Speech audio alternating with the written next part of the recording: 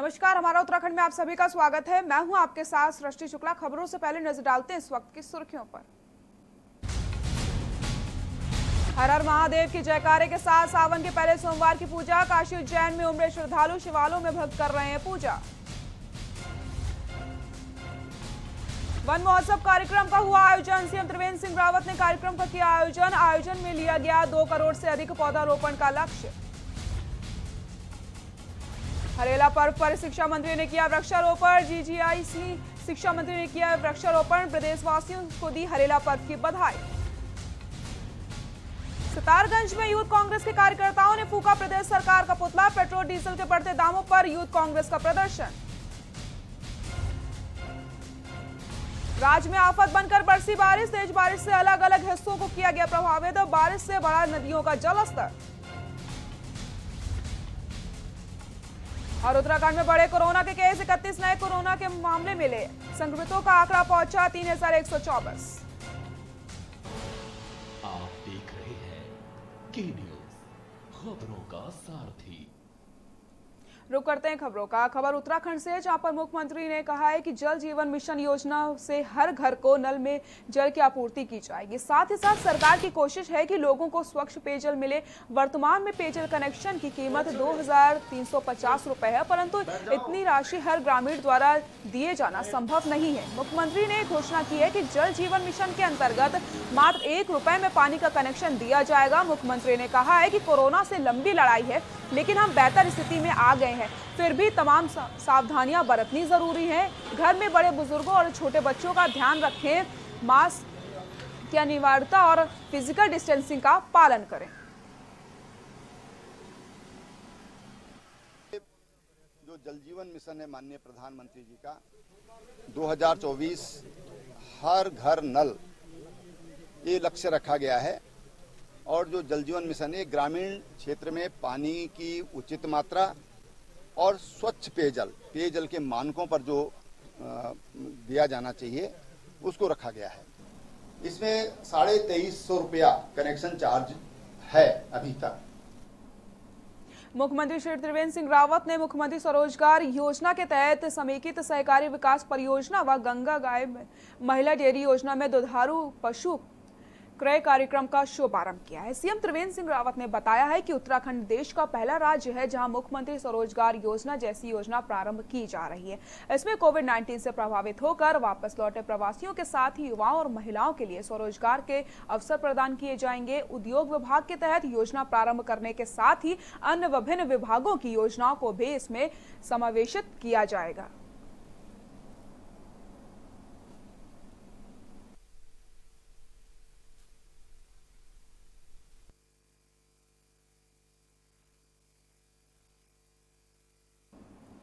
डोईवाला विधानसभा के दुधली गांव में मुख्यमंत्री त्रिवेंद्र सिंह रावत ने दुधली में कृषि मेले का शुभारंभ किया। इस मौके पर क्षेत्र के तमाम दुग्ध उत्पादन करने वाले किसानों को दुधारू पशुओं का वितरण भी किया है। कार्यक्रम में राज्य मंत्री धन सिंह रावत, करण बोरा के साथ दुग्ध डेयरी विकास सचिव और मीनाक्षी सुंदरम के साथ तमाम किसान और जनप्रतिनिधि उपस्थित रहे। मुख्यमंत्री ने कहा है कि इस कार्यक्रम का उद्देश्य क्षेत्र के किसानों को और साथ ही दुग्ध उत्पादन करने वाले किसानों को सरकार की तमाम योजनाओं का लाभ देना है। किसानों को सरकार हर तरीके से मदद दे रही है ताकि किसानों की आय में वृद्धि हो सके। परियोजना से जुड़े अधिकारी ने बताया है कि ग्रामीण क्षेत्रों के किसानों को, पशुपालकों को तमाम तरह के लाभ देने के लिए विभाग समय समय पर इस तरह से पशु मेले का आयोजन करता है ताकि किसानों की आय बढ़ाने के साथ ही उनकी आर्थिक स्थिति भी अच्छी हो सके।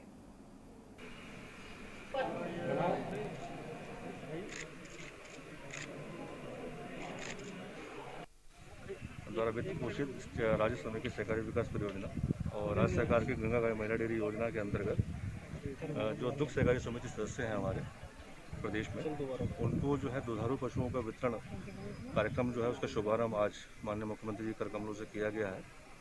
इस योजना में हम लोग जो है 2 सालों के अंदर 5400 फार्मर्स को 20,000 दुधारू पशु हम लोग वितरित किए जाएंगे। इस वर्ष जो डेयरी विकास विभाग का लक्ष्य है वो 10,000 लोगों को 10,000 लोगों को इस योजना का लाभ पहुंचाने का है और अगले वर्ष ये 20,000 लोगों को इस योजना में सम्मिलित किया जाएगा। इसी तरह से जो तमाम अन्य विभाग हैं, उद्यान विभाग है, उद्योग विभाग है अन्य जो मनरेगा है उसके तहत तमाम लोगों को रोजगार देने की योजना है। मुख्यमंत्री स्वरोजगार योजना के अंतर्गत 150 तरह के कार्य हैं। कोई भी काम ऐसा नहीं है कि जो उससे कवर नहीं हो सकता है। सावन के पहले सोमवार पर हरिद्वार में श्रद्धालुओं की भारी भीड़ मंदिरों में पहुंची। वहीं भोलेनाथ के दर्शन और शिवालयों पर जलाभिषेक करने के कारण लोगों को मायूस भी होना पड़ा। आपको बता दें कि धर्मनगरी हरिद्वार का दक्षेश्वर मंदिर भगवान भोलेनाथ की जहां ससुराल है उसे बंद कर दिया गया है। वहीं कुछ मंदिरों में सोशल डिस्टेंसिंग के साथ श्रद्धालुओं ने भगवान भोलेनाथ का जलाभिषेक कर संकट की इस घड़ी में अपने परिवार देश के लिए भगवान भोलेनाथ से मनोकामना मांगी है। आपको 5 तस्वीरें हम दिखा रहे हैं टीवी स्क्रीन पर। काशीपुर, हरिद्वार, सितारगंज, विकासनगर और दिनेशपुर में सावन के पहले सोमवार पर भारी भीड़ देखने को मिली है, लेकिन कहीं ना कहीं कोरोना का असर भी यहाँ पर देखने को मिला है और लोगों में थोड़ी बहुत मायूसी भी देखने को मिली है क्योंकि उनको भगवान को स्पर्श करने का मौका नहीं मिला। लेकिन पहले सोमवार में ही मंदिरों में भीड़ भी देखने को मिली और सभी ने खुशी खुशी भगवान का जलाभिषेक किया और देश में जिस तरीके से कोरोना वायरस फैल रहा है उसको लेकर के मनोकामना भी मांगी है कि जल्द से जल्द देश को इस बीमारी से मुक्ति मिल सके।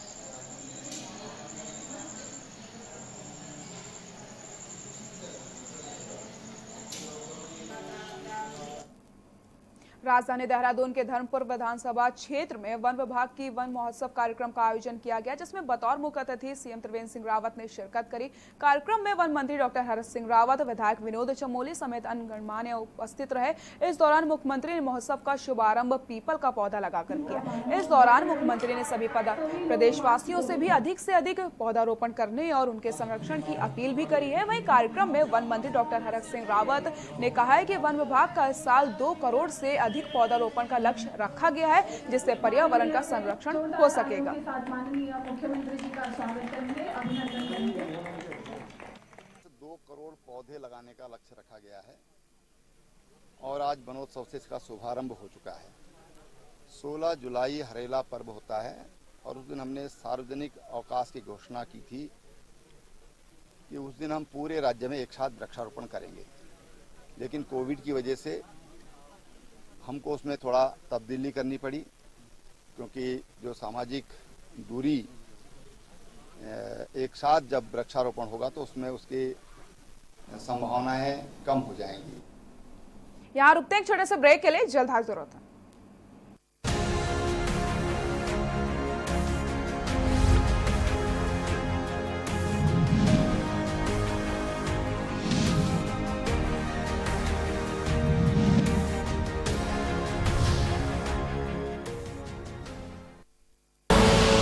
आप देख रहे हैं के न्यूज, खबरों का सारथी। मुख्यमंत्री लाए हैं प्रदेश के युवा और उत्तराखंड लौटे प्रवासियों के लिए मुख्यमंत्री स्वरोजगार योजना। इस योजना के तहत प्रदेश के कुशल और अकुशल दस्तकार, काश्तकार, हस्तशिल्पी और बेरोजगार युवा कोई भी कारोबार शुरू कर सकते हैं, जैसे मुर्गी पालन, डेयरी खोलना, खुद का मिल्क बूथ शुरू करना, मछली पालन, ढाबा, रेस्टोरेंट, दुकान खोलना, ब्यूटी पार्लर आदि। इस योजना के तहत पात्र आवेदकों को राष्ट्रीयकृत बैंकों, सहकारी बैंकों और क्षेत्र ग्रामीण बैंकों से लोन मिल सकेगा। लोन पर सब्सिडी भी मिलेगी। मैन्युफैक्चरिंग क्षेत्र में अधिकतम 25 लाख और सर्विस सेक्टर में अधिकतम 10 लाख तक का लोन मिल सकता है। सीमांत क्षेत्र में मैन्युफैक्चरिंग प्रोजेक्ट लगाने के लिए 25 लाख पर 25% यानी 6.25 लाख की सब्सिडी मिलेगी। इसी तरह दूरस्थ पहाड़ी जिलों में 10 लाख की परियोजना पर 25% यानी 2.5 लाख की सब्सिडी मिलेगी। इसी तरह बी श्रेणी के जिलों में ये सब्सिडी 20% है, जबकि मैदानी क्षेत्र में 15%। सामान्य श्रेणी के आवेदक को लागत की 10%, जबकि अन्य श्रेणी के आवेदक को 5% मार्जिन मनी जमा करनी होगी। तो आइए मुख्यमंत्री स्वरोजगार योजना अपनाएं और राज्य के विकास में भागीदार बने। योजना की अधिक जानकारी के लिए आप इन नंबर पर कॉल कर सकते हैं।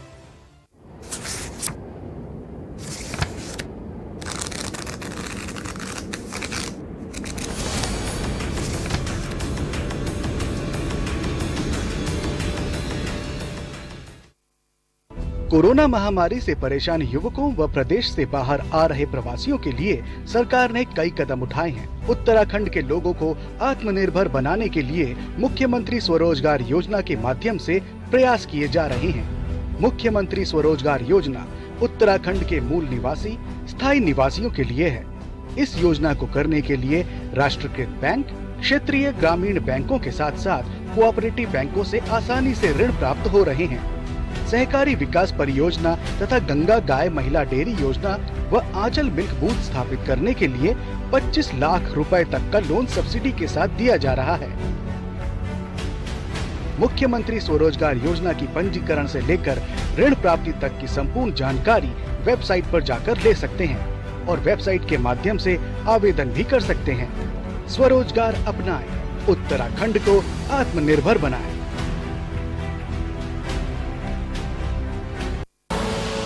आप देख रहे हैं के न्यूज, खबरों का सारथी।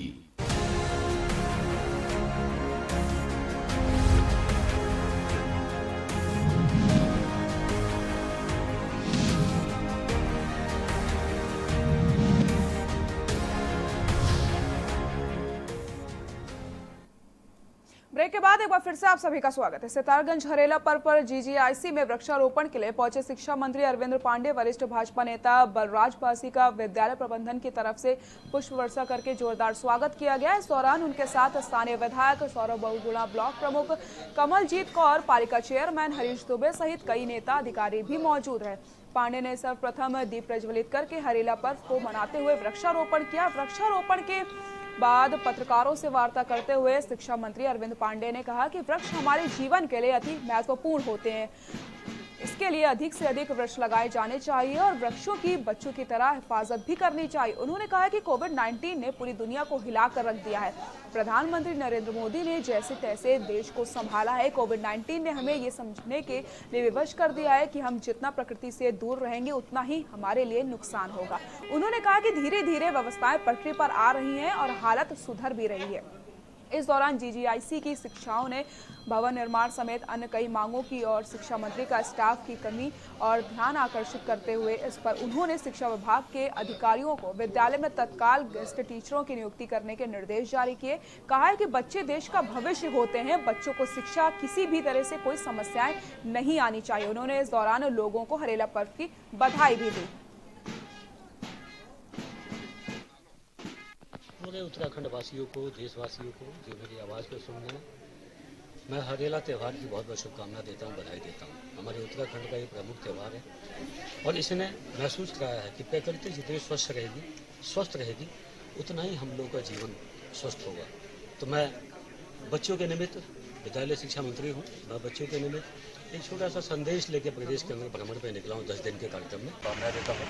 हरेला पर्व आपको मालूम है उत्तराखंड की संस्कृति है और यहाँ पे बहुत धूमधाम से मनाया जाता है। मैं माननीय मंत्री, शिक्षा मंत्री अरविंद पांडे जी, माननीय पूर्व हमारे सांसद बलराज पासी जी का बहुत बहुत धन्यवाद करूँगा कि आज उन्होंने पूरे उधमसिंह नगर के हर विधानसभा में जाके वृक्षारोपण का प्रोग्राम किया है।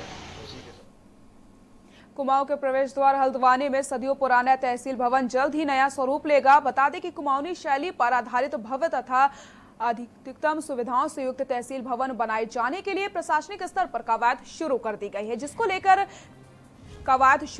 जिसके लिए आयुक्त कुमाऊं मंडल श्री अरविंद सिंह हिरयांकी ने सोमवार को शिविर कार्यालय में समीक्षा करी। आयुक्त श्री हिरयांकी ने जिलाधिकारी सवीन बंसल, जिला विकास प्राधिकरण व लोनिवी के अधिकारी के साथ बैठक करते हुए तहसील भवन, ऑफिस कॉम्प्लेक्स, शॉपिंग कॉम्प्लेक्स, अधिकारी कर्मचारियों के आवास डिजाइन प्लान पर विस्तृत चर्चा करके उनको सुझाव दिए।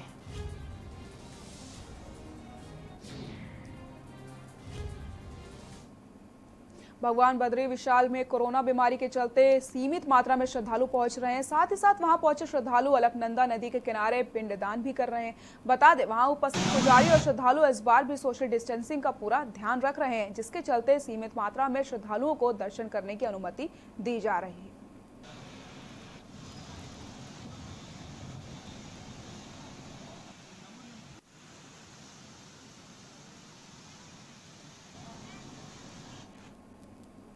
बाजपुर में कांग्रेस कार्यकर्ताओं ने पेट्रोलियम पदार्थों में हो रही लगातार वृद्धि को लेकर प्रदर्शन किया है। इस दौरान कार्यकर्ताओं ने पेट्रोल पंप पर मोदी वसूली केंद्र के पोस्टर लगाए और लोगों को बांटे हैं। बता दें कि देश में लगातार हो रही पेट्रोल और डीजल की वृद्धि को लेकर पूरे देश भर में प्रदर्शन किए जा रहे हैं, जिसके चलते शीर्ष नेतृत्व के निर्देश पर बाजपुर में कांग्रेस कार्यकर्ताओं ने पेट्रोल पंप पर मोदी वसूली केंद्र के पोस्टर लगवाए और केंद्र सरकार के खिलाफ नारेबाजी करी। इस दौरान कांग्रेस कार्यकर्ताओं ने कहा है कि पूरे देश भर में लगातार पेट्रोल और डीजल की वृद्धि होने से लोगों की जेबों पर असर पड़ रहा है। उन्होंने कहा है कि भाजपा ने चुनाव से पूर्व पेट्रोलियम पदार्थों की कीमतों को कम किए जाने की बात कही थी, लेकिन वर्तमान समय में सरकार इसके विपरीत कार्य कर रही है।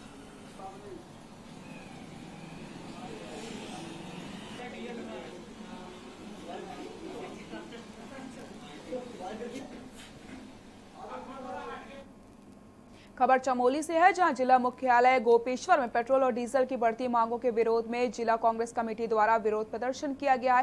कांग्रेस कार्यकर्ताओं द्वारा जिला मुख्यालय के साथ जिले के प्रयाग देपाल तराली सहित गौचर में देश में बढ़ रही महंगाई के खिलाफ और पेट्रोल और डीजल की बढ़ी हुई कीमतों को वापस लेने की मांग को लेकर सांकेतिक प्रदर्शन किया गया है।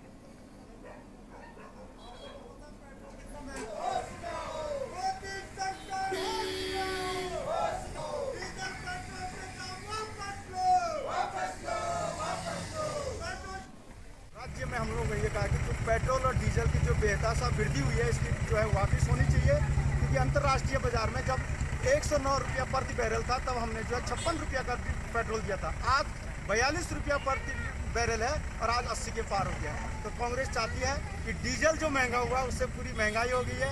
आपकी चाहे साग सब्जी से किसानों के ऊपर में इसका जो प्रभाव पड़ रहा है, इसलिए हम चाहते हैं कि डीजल और पेट्रोल की जो इन्होंने बढ़ा रखे हैं इसके जो है रेट वापस किया जाए, यही कांग्रेस की। यहाँ रुकते हैं छोटे से ब्रेक के लिए, जल्द हाजिर होते हैं।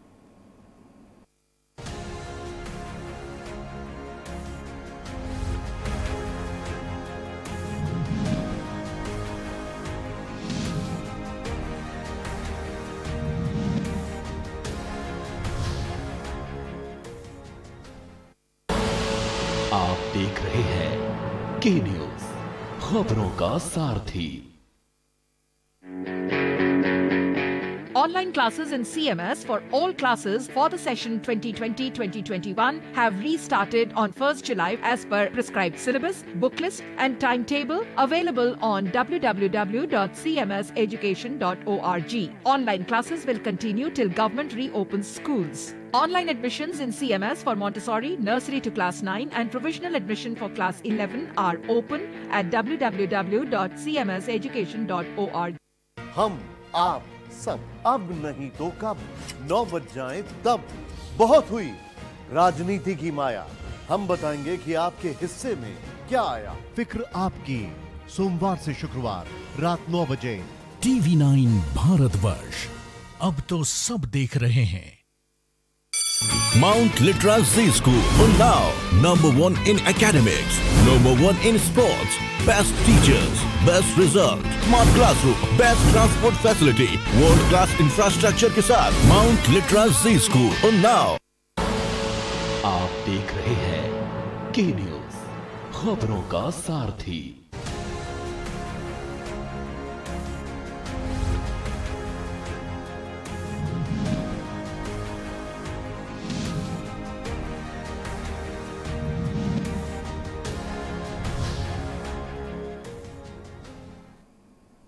ब्रेक के बाद एक बार फिर से आप सभी का स्वागत है। सितारगंज में यूथ कांग्रेस के प्रदेश अध्यक्ष सुमित भुल्लर एवं कांग्रेसी कार्यकर्ताओं पर हुए मुकदमे को लेकर सितारगंज यूथ कांग्रेसी कार्यकर्ता भड़क गए हैं और उन्होंने मुख्य चौराहे पर मुख्यमंत्री का पुतला फूंककर अपना विरोध प्रदर्शन किया। वहीं यूथ कांग्रेस के विधानसभा अध्यक्ष संदीप बाबा के नेतृत्व में कार्यकर्ताओं ने सरकार के खिलाफ प्रदर्शन करते हुए लालकुआं में यूथ कांग्रेस प्रदेश अध्यक्ष सुमित भुल्लर द्वारा लगातार पेट्रोल एवं डीजल के दामों में हो रही मूल्य वृद्धि के खिलाफ प्रदर्शन किया गया था। कार्यकर्ताओं ने कहा कि जब तक केंद्र सरकार भाजपा सरकार पेट्रोल एवं डीजल की कीमतों में मूल्य वृद्धि को वापस नहीं लेती, तब तक कांग्रेस जन आंदोलन करती रहेगी।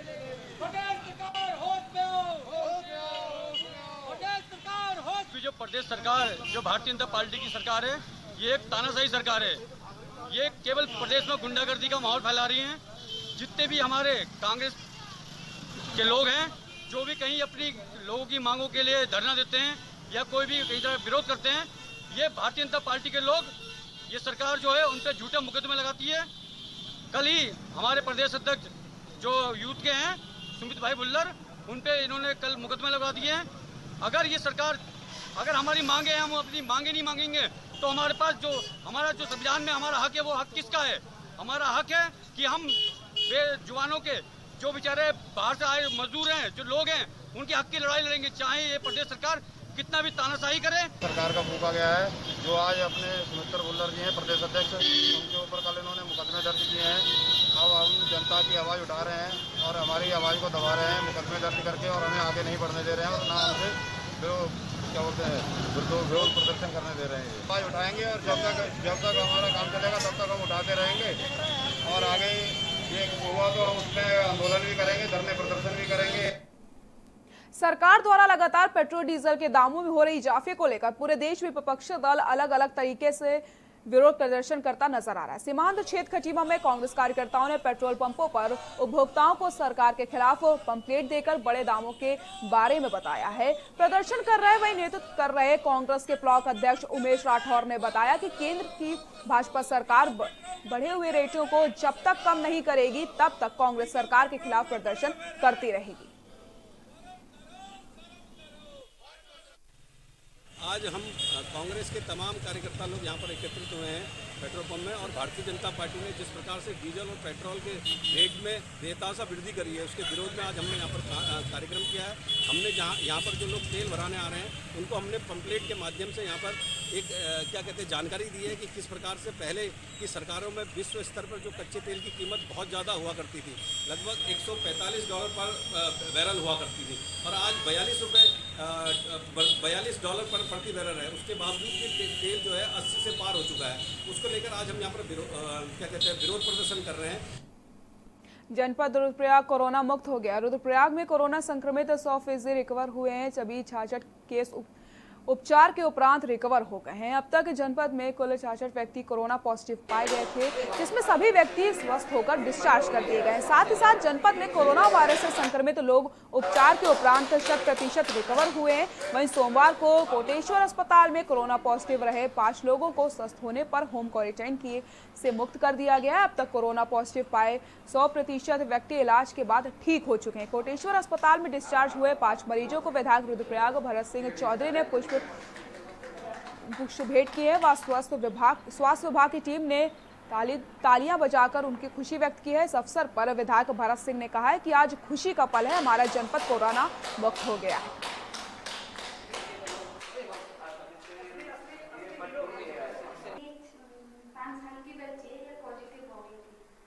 और मैं सबसे रिक्वेस्ट करती हूँ, डरे नहीं लोग, यहाँ पे बहुत अच्छा ट्रीटमेंट दे रहे हैं डॉक्टर साहब, नर्सेस बहुत मेहनत कर रहे हैं। आपको यहाँ पे डरने की जरूरत नहीं है। आज हमारा जनपद रुद्रप्रयाग कोरोना मुक्त हुआ है। इसके लिए मैं सबसे पहले हमारे जो डॉक्टर्स की टीम यहाँ पर है उसको बहुत बहुत बधाई देना चाहता हूँ। सभी संग्राम नागरिकों को आज जनपद के कोरोना मुक्त होने पर बधाई देता हूँ।